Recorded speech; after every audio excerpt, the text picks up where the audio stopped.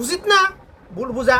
ভুল বুঝবেন কেন আপনি? অবশ্যই যারা আপনার আগে আলেম কারা, যারা যে আল্লাহর কালাম জানে বুঝে এমন আলেম, তার সান্নিধ্য হতে হবে, যেতে হবে আপনাকে সহি শুদ্ধ বুঝার জন্য। সহি শুদ্ধ তার তিলার সাথে কোরআন মাজিদ তেলাওয়াত করার জন্য তাদের সান্নিধ্যে যেতে হবে আপনাকে অবশ্যই। এটা আপনার উপর ফরজ ভাই, ফরজ ফরজ ফরজ। তলবুল ইলমি ফারিদাতুন আলা কুল্লি মুসলিমিন, দ্বীনি ইলম তলব করা প্রত্যেক মুসলমান নারীর উপর ফরজ। আর আমাদের দেশের ধর্ম ব্যবসায়ীরা প্রতিষ্ঠিত করেছে দ্বীনি ইলম বলতে। ছোটবেলা মক্তবে পড়াইছি কিংবা নুরানি মাদ্রাসা পড়াইছি, 5-7 বছর মাদ্রাসা পড়াইছি, দ্বীনি ইলম দেওয়া হয়ে গেছে, এটাকে বলা হয় দ্বীনি ইলম। দ্বীনি ইলম বলতে বুঝায় যে আল্লাহর কালাম জানা বুঝার মতো এলেম দেওয়া নেওয়া, এটাকে বলা হয় দ্বীনি ইলম। আমরা দেশের তো বাংলাদেশের 1999 জনে আল্লাহর কালাম না জাননেওয়ালা জাহেল, তো দ্বীনি ইলম কোথায় দিলে, কিভাবে দিল? যে দেশের 1999 জন আল্লাহর কালাম না জাননেওয়ালা, না বুঝনেওয়ালা, সামাজনেওয়ালা জাহেল, ওই দেশে দিন কায়েম হবে এত সস্তা, ওই দেশে ইসলামী দল ক্ষমতা আসবে এত সস্তা। রাজনীতির দিকে গেলাম না, বাংলাদেশে কোনো রাজনীতি আমি পছন্দ করি না, তবে আল্লাহর জন্য সাপোর্ট করি, যারা ভালো তাদেরকে সাপোর্ট করি আমি, সে যে হোক না কেন। সে হিন্দু হলো আমি আল্লাহর জন্য সাপোর্ট করবো যদি সে ন্যায় কথা বলে, ন্যায় কাজ করে। জামাত, আওয়ামী লীগ, বিএনপি আমি বুঝি না, আমি বুঝি মানুষ ভালো, ভালো মানুষ। আমার পছন্দ ছিল নামাজ নামাজ নামাজ, যার নামাজ নাই তার ইমান নাই, যার নামাজ নাই তার ইমান নাই। এ পর্যন্ত আল্লাহ আমাকে যতটুকু এলেন দিয়েছে, হেকমা দিয়েছে, তার সারাংশ হলো এই দুনিয়ার বুকে যত অপরাধ আছে, চুরি, ডাকাতি, হত্যা, দর্শন, জেনা, ব্যভিচার, অন্য সম্পদ লুণ্ঠন করা, দুর্নীতি, চাঁদাবাজি, সিন্ডিকেট, যত অপরাধ আছে, অপরাধগুলো করার জন্য আমি উৎসাহিত করতেছি না। কে ফেরকাবাজি করে, শয়তান ফেরকাবাজি করাবে মানুষকে দিয়ে, এটা আমি জানি, এই জন্য আগে বন্ধ করে দিতেছি আমি রাস্তাগুলা, কারণ পৃথিবীর ইতিহাস আমার ভালো জানা আছে। শয়তান মানুষের কলব নিয়ে গিয়ে মানুষকে দিয়ে কত রকমের ফাপ কাজ করাইতে পারে, সবগুলো আমার জানা আছে। আল্লাহ আমাকে জানাইছে, জানা তৌফিক দিয়েছে, এই জন্য আমি জানি। এখানে আমার হ্যারম দেখানো কিছু নেই, আল্লাহ আমাকে জানার বুঝার তৌফিক দিয়েছে, এই জন্য আমি জানি ভাই। পৃথিবীতে মানুষ দ্বারা গঠিত যত অপরাধ পৃথিবীতে আছে এই আল্লাহর জমিনে, যার তাওহীদের উপর ঈমান আছে, তার জন্য সবচেয়ে বড় অপরাধ হচ্ছে নামাজ ছেড়ে দেওয়া। এর থেকে বড় কোনো অপরাধ নাই, ইল্লা যে শিরক করে সে ব্যতীত। আর যার ঈমান নাই তাওহীদের উপর, তার জন্য সবচেয়ে বড় অপরাধ হলো এই পৃথিবীতে আল্লাহ জমিনে শিরিক করা। আমরা তো ঈমানওয়ালা দাবিদার, আমরা তো মুসলমান দাবিদার। আমার কথা বলার উদ্দেশ্য হলো মুসলমান নামদারি আদম সন্তানদেরকে নিয়েই আমি বলতেছি। মুসলমান নামদারি আদম সন্তান, মুসলমান বলতেছি না আমি কাউকে। মুসলমান শব্দটা খুব ছোট, ব্যাখ্যা অনেক ব্যয়বহুল। ব্যাখ্যা হলে 30 পারা কোরআন, 6236 আয়াত, 114টা সূরা, এটার ব্যাখ্যা মুসলমান শব্দটার ব্যাখ্যা। মুসলমান শব্দটার ব্যাখ্যা হলো 30,000 হাদিসের ব্যাখ্যা, হাদিস। এই জন্য আমি মুসলমান বলতেছি না, মুসলমান নামদারি আদম সন্তান বলতেছি আমি। মুসলমান হওয়া এত সহজ নয়, আবার এত কঠিনও নয়, কিন্তু যেদিকে থাকে ওইদিকে মুসলমান নামদারি বেশিরভাগ মুনাফিক। এখন বর্তমান মুনাফিকের সংখ্যা এত দ্রুত বাড়ছে, সেটা বলার সম্ভব না এখন আর সম্ভব হইতেছে না, কত দ্রুত বাড়তেছে। কিন্তু আফসোসের বিষয়, ভয়ের বিষয় হলো কিয়ামত কখন গঠিত করবে আল্লাহ পাক, সংগঠিত করবে, এটা মুনাফিকদের কৃতকর্মের উপর নির্ভর করবে, কাফেরদের নয়। কাফেরদের কৃতকর্মের উপর যদি কিয়ামত গঠিত করতে আল্লাহ পাক, অনেক আগে কিয়ামত হয়ে যেত। ইহুদি নাসারাদের কৃতকর্মের কারণে উপর নিজে যা করতেছে এরা, মানুষরূপী হিংস্র জানোয়ার চাইতো জানোয়ারেরা। কারণ আল্লাহ পাক কিয়ামত গঠিত করবে মুনাফিকদের কৃতকর্মের উপর।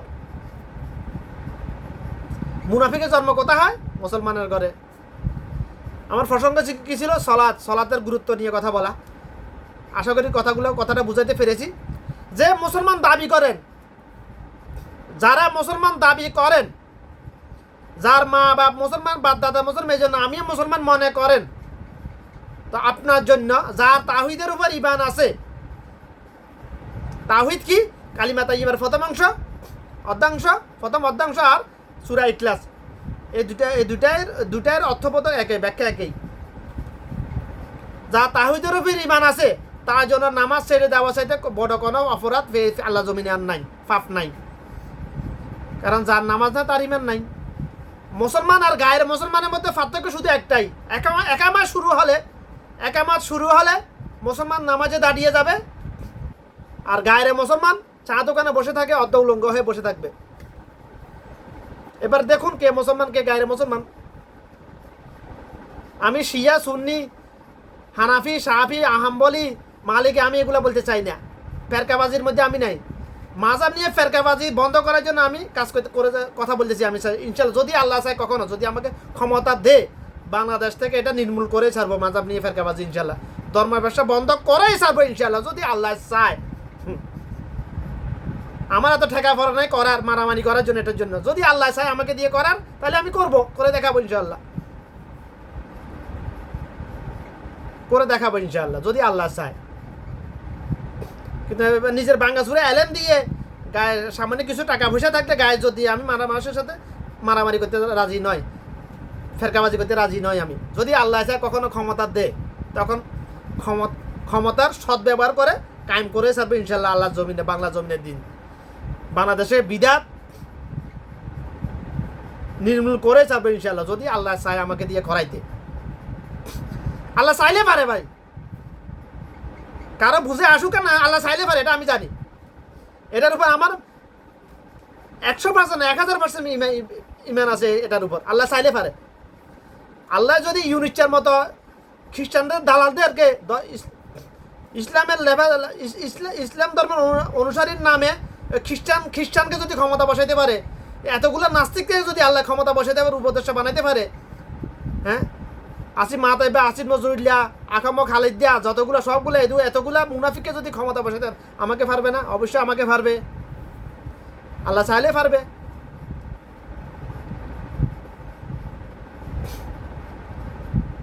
আমি আল্লাহর কাছে চাইতেছি দুনিয়ার বুক বিলাসের জন্য চাইতেছি না কিছু।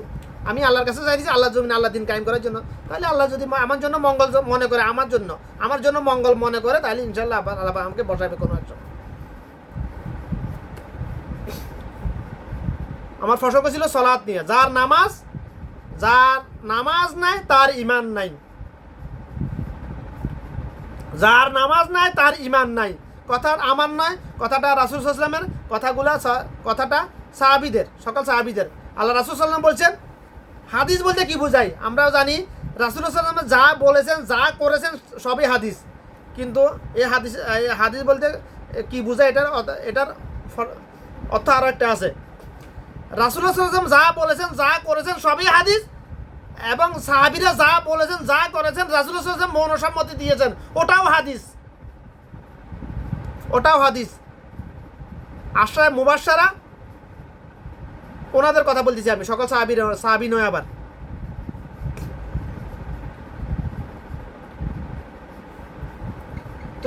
তো আশরায়ে মুবাশশারা ওনারা বলে গেছেন যার নামাজ না তার ইমান নাই। আমাকে কেন দোষী বলবে, আমাকে কেন খারাপ বলবে, আমাকে নিয়ে কেন ফেতনাবাজি করবে? যারা এই কথাটা নিয়ে ফেতনাবাজি করবে তাদের ইমান আছে না নাই, ও আল্লাহই আলেম। নামাজ ছাড়ি দিলে ইমান চলে যায়, এই কথা যে অস্বীকার করবে তারও ইমান চলে যাবে।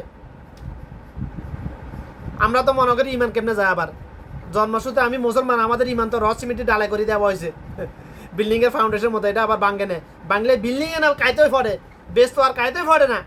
আমরা মনে করি এটা ইমান আসেও যায়ও। আল্লাহ রাসূল সাল্লাল্লাহু আলাইহি ওয়াসাল্লাম বলছেন, আমার উম্মত রাতে মুমিন, সকালে কাফের, রাতে মুমিন, সকালে মুমিন, রাতে কাফের। কারণ আদম সন্তান আমার উম্মত জানে না কখন তার কথার মাধ্যমে ইমান চলে যায়, এটা জানে না। মানুষের কথার মধ্যে ইমান চলে যায়, কথার মাধ্যমে ইমান আসে। আমরা তো বলি আমি মুখে না বলছি, অন্তরে তো আমার নাই না। যার মুখের কথা অন্তরে, মুখের কথা কলবের কথা এক নয়, সেই মুনাফিক। যার মুখের কথা কলবের কথা এক, সেই গায়ের মুনাফিক, সেই মুসলমান।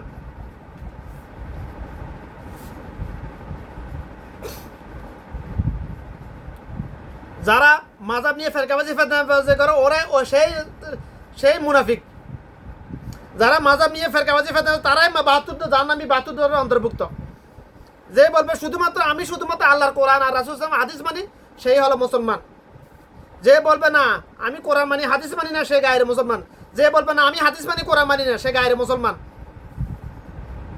আমি সুন্নি শিয়া সুন্নি আমি এগুলো বলতেছি না, ওহাবি এগুলো বলতে রাজি নয়। এগুলো ফেরকাবাজি থেকে মুক্ত করার জন্য বাংলাদেশকে আমি মানুষকে কথা বলতেছি। আমি কেন এগুলো করবো? ইনশাআল্লাহ আমি এগুলো করবো না কখনো, নাউজুবিল্লাহ। যে বলবে আমি আহলে হাদিস, যারা আহলে কোরআন বলে নিজে কোরআন বলে তারা কাফের, সেই গায়ের মুসলমান। যে বলবে আমি আহলে কোরআন, যারা নিজেকে আহলে হাদিস বলে দাবি করে সে কাফের, সে গায়ের মুসলমান। সবাই 72 দলের অন্তর্ভুক্ত।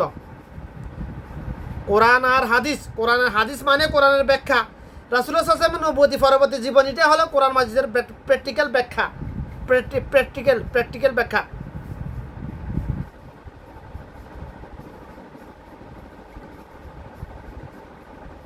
অর্থাৎ আমরা আমল হলো 3 প্রকার: ফরজ, ওয়াজিব, মুস্তাহাব। মুস্তাহাব মানে অপশনাল, করলে লাভ, না করলে গুনাহ নাই।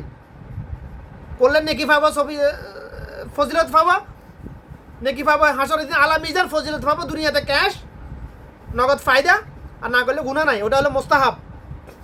কিন্তু ফরজ বলেন, ওয়াজিব বলেন, মুস্তাহাব বলেন, যত প্রকার আমল আছে সবগুলো আল্লাহ রাসূল সাল্লাল্লাহু আলাইহি ওয়াসাল্লামের জন্য ওয়াজিব ছিল। অর্থাৎ সবগুলো রাসূল সাল্লাল্লাহু আলাইহি ওয়াসাল্লাম সবগুলো করে গেছেন, প্র্যাকটিক্যাল করেছেন সারা জীবন।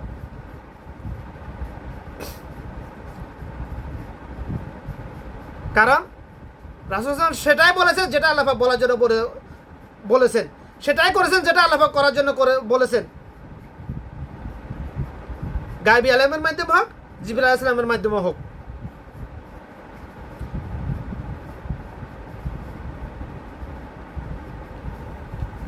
তো মুসলমান আর গায়রে মুসলমানের মধ্যে প্রকাশ্য অন্তরে হলো একটাই ভাই, সালাত।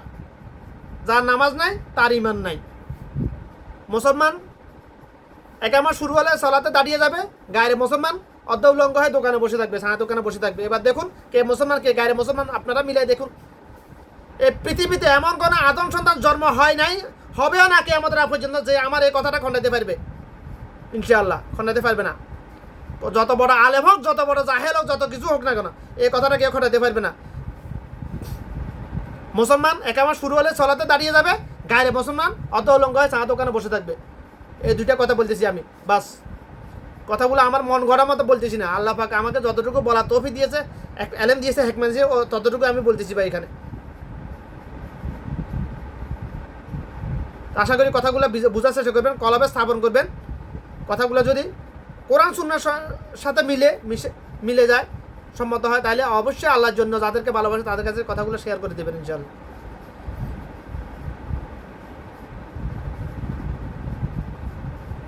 আল্লাহ পাক সবাইকে কথাগুলো বোঝার সহি বুঝদান করুক। আমার তৌফিক বিল্লাহ, আউযু বিল্লাহি মিনাশ শাইতানির রাজিম। রব্বি জিদনি ইলমা, রব্বি জিদনি ইলমা।